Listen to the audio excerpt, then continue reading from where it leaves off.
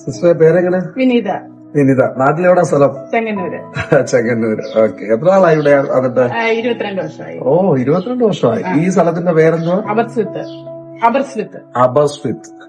വെയിൽസില്. ഈ ചർച്ചിലാണ് വരുന്നത് അല്ലേ? അതെ അതെ. ഞാന് ഫ്യൂ ഡേയ്സിൽ ഒരാഴ്ചത്തേക്ക് UK വന്നതാണ്.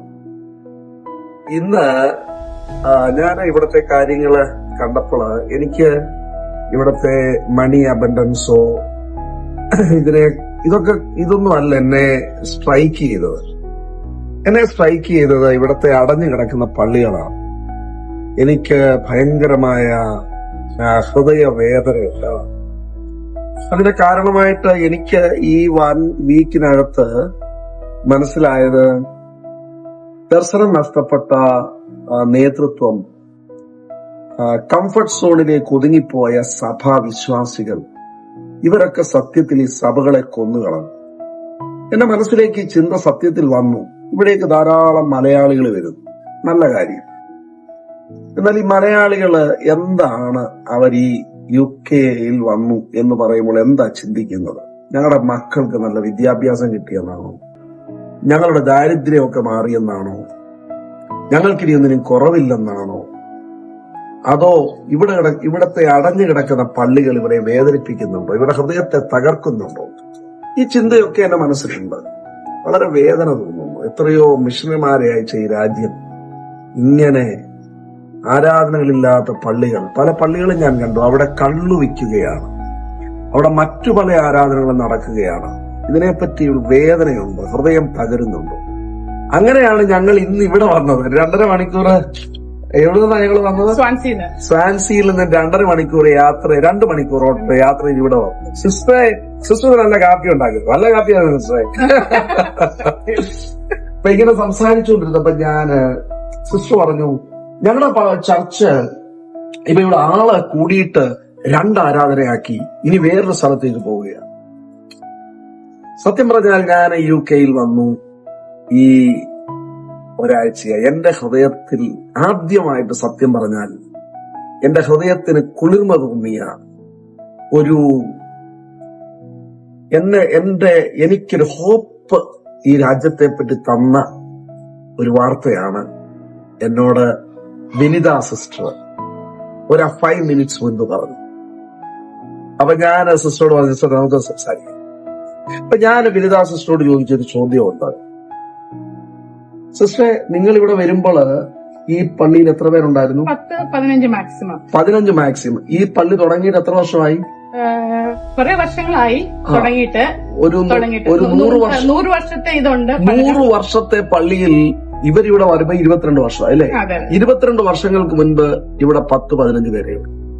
എന്നാൽ ഇന്ന് വിനിതാ സഹോദരി പറയുകയാണ് ഇത് 2 സർവീസായി.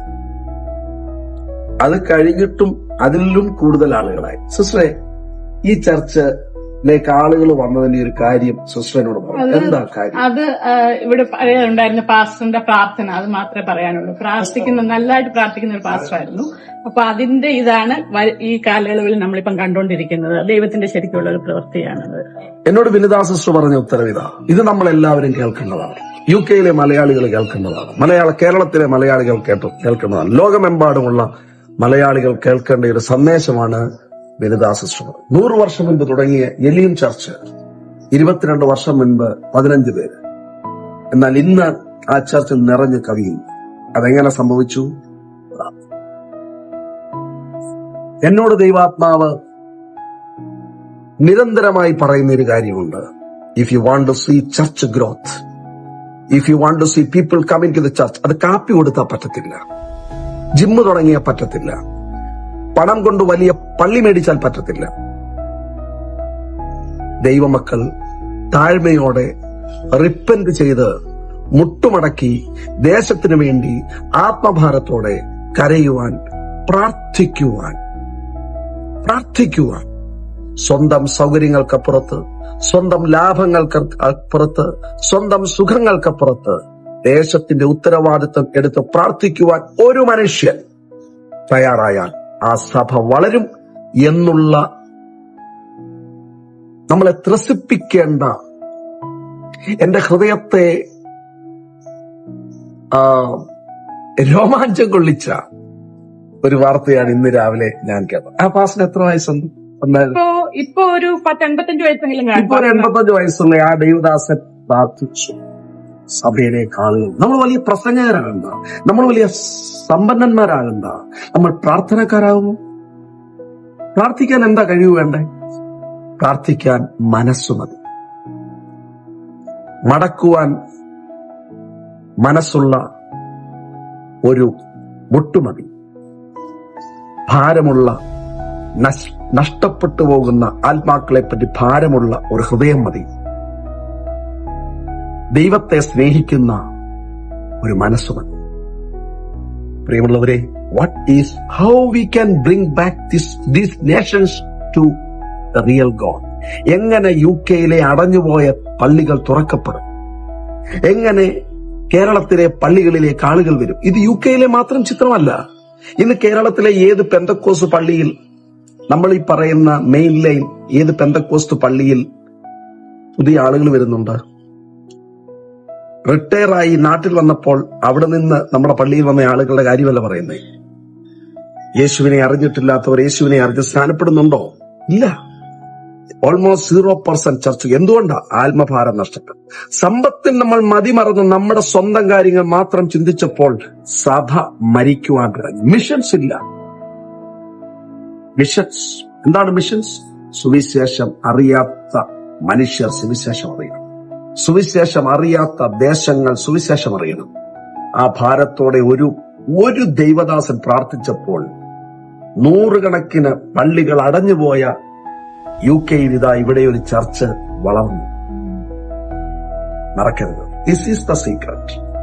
ഇതിനാ സിസ്റ്ററെ, ഞാൻ പറഞ്ഞതുപോലെ UK വന്ന് ഒരാഴ്ചയായി, നാളെ കഴിഞ്ഞ് തിരിച്ചു പോവുക. പക്ഷെ ഈ കേട്ടത് എന്തോ ഭയങ്കര സന്തോഷം. ഇത് ഈ ചർച്ചിന്റെ മാത്രം കഥയല്ല. സ്വാൻസി അല്ലേ? സ്വാൻസി അവിടത്തെ ചർച്ചും ആളുകൾ ഇങ്ങനെ നിറയുന്നു. എലീം ചർച്ച് കണ്ടോ? ലീഡർഷിപ്പ്.